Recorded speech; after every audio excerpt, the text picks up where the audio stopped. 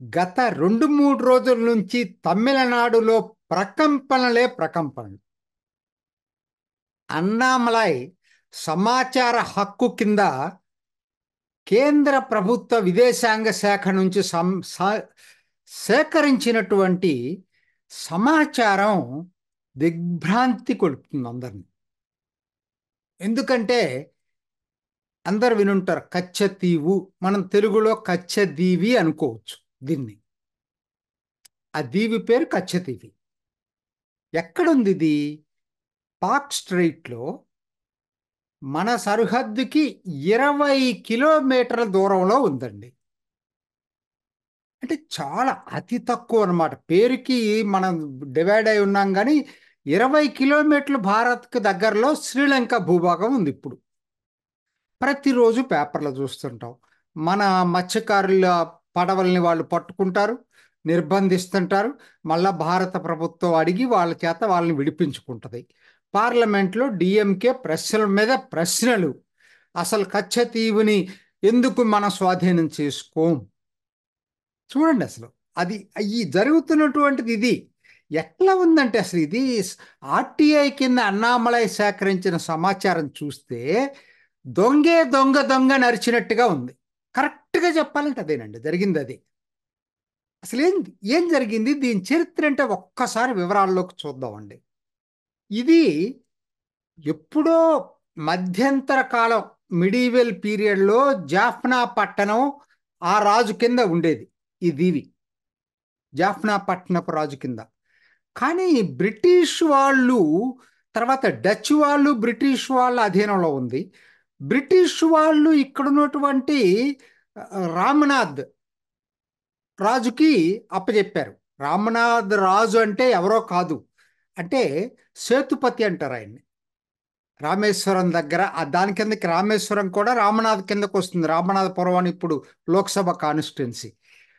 అది ఎందుకు సేతుపతి అంటారంటే, ఒక నానుడు ఏంటంటే రాముడు అది అది వచ్చేసి మళ్ళీ రామేశ్వరంలో శ్రీలంకలో జయించి వచ్చేటప్పుడు మళ్ళీ దాని మీదుగా రామేశ్వరం దగ్గరకు వచ్చిన తర్వాత రామేశ్వరంలో అక్కడున్నటువంటి రాజుకి ఈ సేతువుని, ఆ బ్రిడ్జిని, రామసేతువుని రక్షించే బాధ్యత అప్పచెప్పాడు. కాబట్టి అతనికి సేతుపతి అని పేరు కూడా ఉంది, రామనాథపురం రాజుకి.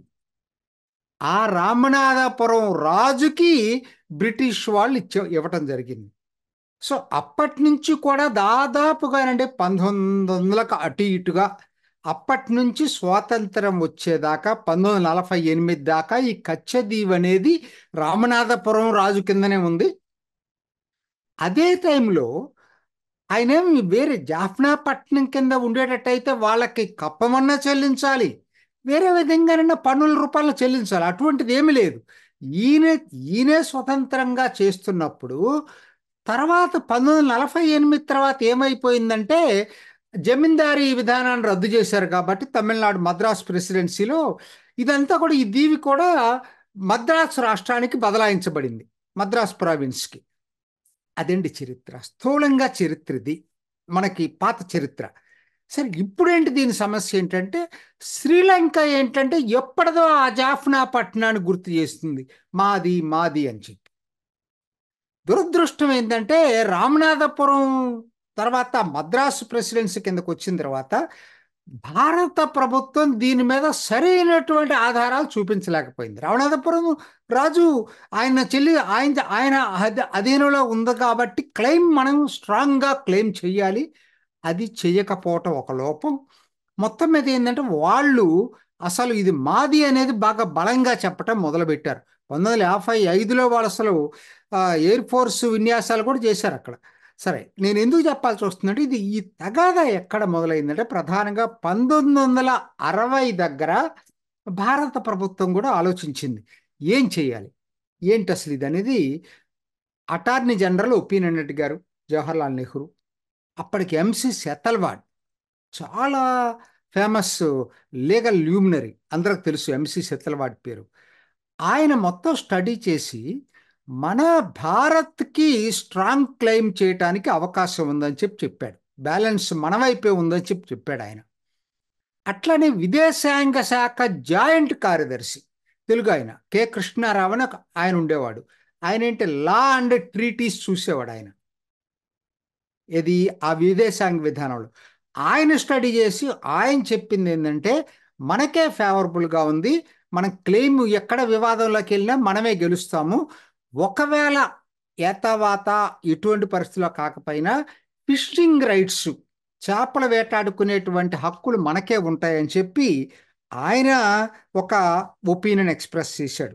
ఈ రెండు ఒపీనియన్స్ వచ్చిన తర్వాత కూడా 1961లో జవహర్ లాల్ నెహ్రూ వేరేగా మాట్లాడాడు. ఏంటంటే ఇది తీసుకున్న తర్వాత దాని మీద బేస్ చేసుకుని మాట్లాడాలి. మన మన ఇంపల్సివ్ దీన్ని బట్టి ఉండకూడదు డెసిషన్స్. ఏముంది అసలు, ఇది చిన్న విషయం, దీనికోసం ఇంత గొడవ చేసుకుంటున్నారు, న్యూసెన్స్ వాల్యూ అయిపోతా ఉంది. నెహ్రూ కామెంట్స్ అండి, అసలు ఇన్కాన్సిక్వెన్షియల్, అసలు అది చిన్న ఐలాండ్, అది దానికి అసలు వాల్యూనే లేదు అంటే. ఒక ఆయన చెప్పాడు, ఒక ఆయన కామెంట్ చేశాడు, విశ్వనాథన్ అని మెంబర్ ఆఫ్ పార్లమెంటు, అప్పుడే విండీ వాష్ నుంచి మెంబర్ ఆఫ్ పార్లమెంట్ అప్పట్లో.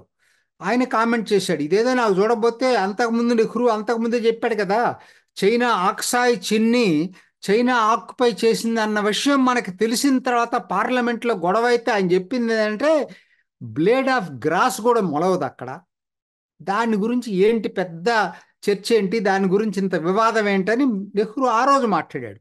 ఆక్సాయ్ చిన్ లాంటి అంత పెద్ద భూభాగం పోయినప్పుడు ఆయనకి ఇదేంటంటే చిన్న ద్వీపంలా కనపడుతుంది. ఏముంది, 1.9 స్క్వేర్ కిలోమీటర్సు, మొత్తం 285 ఎకరాలు, దీనికోసం ఏంటి మనం కొట్లాడుకోవటం.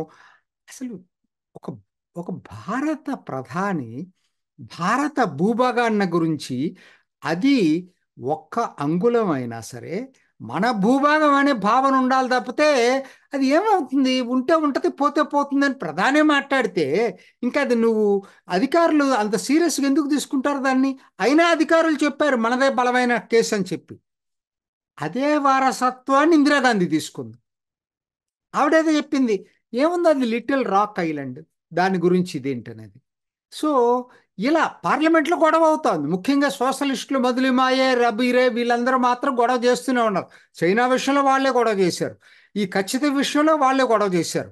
సరే డిఎంకే సహజంగానే డిఎంకే వాళ్ళు కూడా మాట్లాడటం మొదలుపెట్టారు. సరే ఇదండి జరిగింది, ఇది చరిత్ర. దీనికి చివరికి ఇందిరాగాంధీకి ఏంటంటే మొత్తం మీద ఒక ఒపీనియన్ ఏంటంటే ఇది మనకి ఫ్రెండ్లీ కంట్రీ.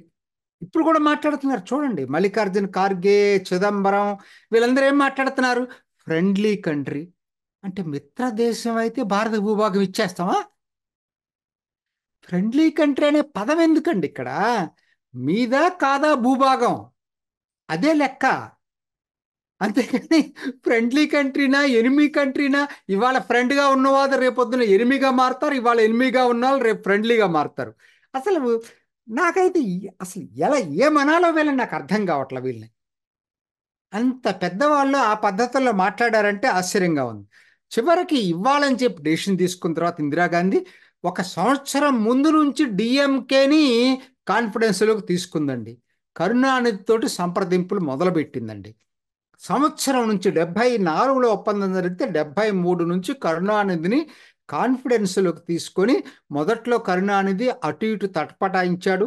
2 సంవత్సరాలు దీన్ని పోస్ట్ పోన్ చేసుకోవడం కుదురుతుందా అంటే కేంద్ర ప్రభుత్వం ఏమో కుదరదు, మాకున్న కంపల్షన్స్ అవి ఎక్స్టర్నల్ ఇంటర్నల్ కంపల్షన్స్ ఉన్నాయని చెప్తే చివరికి 74 జూన్లో ఒప్పందం చేసుకోక ముందు కూడా కరుణానిధి దగ్గరకు వెళ్ళి స్వయంగా ఫారిన్ సెక్రటరీ, హోమ్ సెక్రటరీ వాళ్ళందరూ వెళ్ళేసి ఆయనతో కూర్చొని గంట సేపు కూర్చొని ఆయన కన్విన్స్ చేస్తే ఆయన ఒప్పుకోవటం జరిగింది. అయితే నేను పబ్లిక్గా చెప్పను ఒప్పుకున్నట్టుగా, నేను ఓకే మా వాళ్ళు మాట్లాడినా కంట్రోల్ చేయగలను, అదేమి అవధులు పరిధులు దాటి ఉండదులే అని చెప్పి అష్యూరెన్స్ ఇచ్చాడు కరుణానిధి. సరే పార్లమెంట్లో గొడవ అయితే ఏం చెప్పింది, ప్రభుత్వం ఒప్పందం చేసుకుంది. పార్లమెంట్లో ఏమని చెప్పింది, ఒప్పందాన్ని పార్లమెంట్లో ఇన్ఫర్మేషన్ ఇస్తూ ఏం చెప్పారు తెలుసండి, స్వరణ్ సింగ్ లాంటి వాళ్ళు విదేశాంగ శాఖ మంత్రి, ఇది ఏమి లేదు, ఏదైనా సరే మనకు 3 విషయాల్లో మనకు హక్కులు ఉన్నాయి. పిలిగ్రిమేజ్, అక్కడెప్పుడో 1900 ఏదో చాలా ఓల్డ్ 1913లోనే ఎప్పుడో 30లోనే ఒకసారి చర్చి కట్టారు అక్కడ. సో అక్కడికి వెళ్ళటానికి మనకు హక్కులు ఉంటాయి, చర్చికి హక్కులు ఉంటాయట. అదే వాళ్ళు ఆ రోజు చెప్పింది ఏంటంటే చేపల వేటకు కూడా హక్కు ఉంటుంది, ఫిషింగ్ రైట్స్ ఉంటాయని చెప్పారు. నావిగేషన్కి హక్కు ఉంటుంది. ఈ మూడు ఉండేటట్టుగానే మేము ఒప్పందం చేసుకున్నామని చెప్పి పార్లమెంటు సాక్షిగా చెప్పారండి. మరి ఏమైందో ఏంటో తెలియదు. 1976లో మరో ఒప్పందం చేసుకున్నారు. ఆ ఒప్పందం చాలా ఆశ్చర్యకర ఒప్పందం. నేను స్లైడ్స్లో ఇవన్నీ ఇస్తున్నాను కాబట్టి నేను మళ్ళీ క్లియర్గా చెప్పట్లేదు. ఆ ఒప్పందం ఎంత ఆశ్చర్యకరం అంటే, ఫిషింగ్ రైట్స్ శ్రీలంకకి వదిలిపెట్టేశాం మనం. శ్రీలంక సముద్ర తీరంలో మనకి ఫిషింగ్ రైట్స్ ఉండవంటే అర్థం ఏంటి? పోయినాయి, ఫిషింగ్ రైట్స్ పోయినాయి అనమాట. 1976 ఒప్పందంతో పూర్తిగా మన హక్కుల్ని వదులుకున్నాం. మరి ఒప్పుకు ఒప్పందం చేసుకుంది కాంగ్రెస్, ఒప్పుకుంది డిఎంకే. ఇవాళ తిరిగి గొంతెత్తి నిరసనలు తెలుపుతుంది కూడా కాంగ్రెస్ డిఎంకేలు. ఏమనాలి దీన్ని? మరి అదేమంటే ఇప్పుడు ఏమంటారు?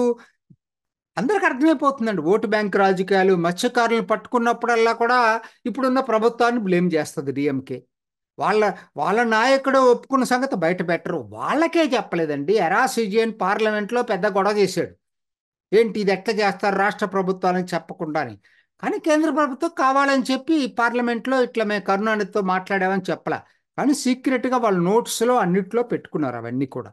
సో ఎందుకని అది మనకు క్లియర్గా అర్థమవుతుందండి. లేకపోతే డిఎంకే ఉండేదా, ఊరుకునేదా? ఆ ఒప్పందం చేసుకున్న తర్వాత మొత్తాన్ని బందులు చేసి నానా చేసేది కదా, యాగి చేయలేదు కదా, నిరసనలు తెలిసి వదిలిపెట్టేసింది. ఇది జరిగింది అది. సో కాబట్టి ఏంటంటే ఇవాళ ఎందుకు చెప్పాల్సి వస్తుంది అనేదే సమస్య. కొంతమంది ఏమంటారు, మోడీ ఎన్నికల కోసం దీన్ని చెప్తున్నాడు అనేది. ఇది వాస్తవం కాదు. ఎన్నికల కోసం అయితే మీరు మీరు ప్రతి పార్లమెంట్లో దీంట్లో క్వశ్చన్లు వేస్తూనే ఉన్నారు కదా. నిన్న జయశంకర్ చెప్పింది ఏంటి? 21 సార్లు ఇదే స్టాలిన్, ఇప్పటికి నేను రిప్లైలు ఇచ్చాను. 21 సార్లు స్టాలిన్కి జవాబు ఇచ్చాం. ఆయన అడగటం, నేను జవాబు ఇవ్వటం. కాబట్టి మీరేమో ఇష్యూని లైవ్గా అట్టు పెడతారు, దానికి ప్రభుత్వం మాత్రం జవాబు చెప్పకూడదు రైట్ టు ఇన్ఫర్మేషన్ యాక్ట్ కింద. ఇది ఎక్కడ న్యాయమో నాకు అర్థం కావట్లేదు. మీరు రైజ్ చేయకుండా ఉంటున్నారంటే రైజ్ చేస్తున్నారు మళ్ళీ. అంటే మీకు ఓటు బ్యాంకు రాజకీయాలు, తమిళనాడు రాజకీయాలకు సూట్ అయ్యేటట్టుగా మీరు రైజ్ చేయొచ్చు. జవాబు చెప్పే అథారిటీ మాత్రం కేంద్ర ప్రభుత్వానికి లేదట. మొత్తం మీద దీన్ని నిజంగా నిన్నటి మోడీ ప్రభుత్వం దీన్ని బయట పెట్టడం ఎంత చాకచక్యంగా ఇవాళ ఇది ఎవడు ముద్దాయో ఎవడు దొంగో జనానికి తెలియచెప్పింది ఈ ఆర్టీఐలో వచ్చినటువంటి ఇన్ఫర్మేషన్ ద్వారా. అది తెలుసుకున్న తర్వాత ఏంటి భుజాలు దౌడుకుంటున్నారు. మల్లికార్జున ఖార్గే చిదంబరంలో ఏం చెప్తారండి? మిత్రదేశం, అసలు మిత్రదేశం అనే పదం ఏంటండి? భారత భూభాగం అంటే మిత్రదేశం అయితే భూభాగాన్ని గురించి అంటే ప్రజలకు ఎటువంటి ఇంప్రెషన్ ఇస్తున్నారు? మేము చేశాం కానీ దేశ ప్రయోజనాల కోసం చేశాం. ఎలా దేశ ప్రయోజనం అవుతుందండి? ఆ ఒప్పందంలో ఎక్కడా క్విడ్ ప్రోకో లేదు. ఇంకోటి అయితే దీనివల్ల ఇంకొకటి మాకు బెనిఫిట్ వస్తున్నట్టుగా ఎక్కడా లేదు ఒప్పందంలో. రెండోసారి ఒప్పందం ఎందుకు చేసుకోవాలి? 1976లో ఫిషింగ్ రైట్స్, మొదట్లో ఫిషింగ్ రైట్స్ ఉన్నాయని చెప్పిన వాళ్ళు రెండోసారి ఇంకా మోర్ క్లారిటీగా ఫిషింగ్ రైట్స్ కూడా వదులుకుంటున్నామని చెప్పాల్సిన అవసరం ఏమొచ్చిందండి? రెండోది ఏం చెప్తున్నారు? ఏదో చెప్తాడు చిదంబరం, లేదు చాలామంది భారతీయులు శ్రీలంక నుంచి వచ్చారని. ఎక్కడ ఉందో ఆ ఒప్పందంలో ఆ క్లాజు? అబద్ధాలు చెప్పటంలో కాంగ్రెస్కు మించిన వాళ్ళు ఎవరు లేరు. మల్లికార్జున ఖర్గే ఏమంటాడు? భారత్ బంగ్లాదేశ్ మరి భూ బదలాయింపు జరగలేదా అంటాడు. సిగ్గుండాలి ఆ మాట అంటానికి. దానికి దీనికి పోటీ ఏంటండి? అప్పుడేంటి, అసలు మానిటర్ చేయడానికి వీల్లేని పరిస్థితిలో కొన్ని భూభాగాలు మన బంగ్లాదేశ్లో, కొన్ని భారత్లో బంగ్లాదేశ్ భూభాగాలు ఉంటే అటు ఇటు మార్చుకున్నాం. అది ఇద్దరు పరస్పర అంగీకారమే కాదు, పార్లమెంట్లో ఏకగ్రీవంగా. ఇదే ఆ రోజు జరిగిన పరిస్థితి. ఇది పార్లమెంటుకు చెప్పి జరిగింది. మీలాగా మీరు చేసుకునే ఒప్పందం కాదు ఇది. దీన్ని పోటీ పెడతారంటే ఇవాళ మనకి సరిహద్దులు నియంత్రించడానికి అవకాశం దొరికింది దానివలన. అంటే ఎవరికి తెలియదు అనుకుంటే నిజాలు. చైనీస్ ఆక్యుపేషన్ గురించి వీళ్ళ మాట్లాడితే ఎంత తక్కువ మాట్లాడితే అంత మంచిది. ఎందుకంటే ఎవరు ఆక్యుపై చేశారు? నెహ్రూనే చెప్పాడు కదా, ఆక్సాయ్ చిన్న ఆక్యుపై చేసింది 1967లో 62లో ఆక్యుపై చేసుకొచ్చింది నెహ్రూ. ఇవాళ వాళ్ళు లోపలికి వస్తుంటే ఆపుతుంది మోడీ. అబద్ధాలకి అబద్ధాలు చెప్పుకొని చివరికి ఈ నిరసనలు చెప్తూ తెలుస్తూ కచ్చతీవి విషయంలో కాంగ్రెస్ డిఎంకేలు తమ గోతిని తానే తవ్వుకున్నాయి. ఎన్నికల్లో ఇది ఏ మేరకు ప్రభావితం చేస్తుందంటే నేను దాని గురించి వెళ్ళట్లేదు. కానీ కాంగ్రెస్, ముఖ్యంగా డిఎంకే, తమిళనాడుకి సంబంధించిన పార్టీగా చెప్పుకునేటువంటి డిఎంకే తమిళనాడుకి ద్రోహం చేసిందా కాదో మీరే చెప్పాలి దానికి సంబంధించి. చూసారు కదండి. మరి ఈ వీడియో కనుక మీకు నచ్చినట్లయితే ఒక లైక్ కొట్టేసి మీ అభిప్రాయాన్ని కూడా కామెంట్ బాక్స్లో తెలియజేస్తూ ఇలాంటి ఇంట్రెస్టింగ్ అప్డేట్స్ కోసం మా ఛానల్ని సబ్స్క్రైబ్ చేసుకోండి.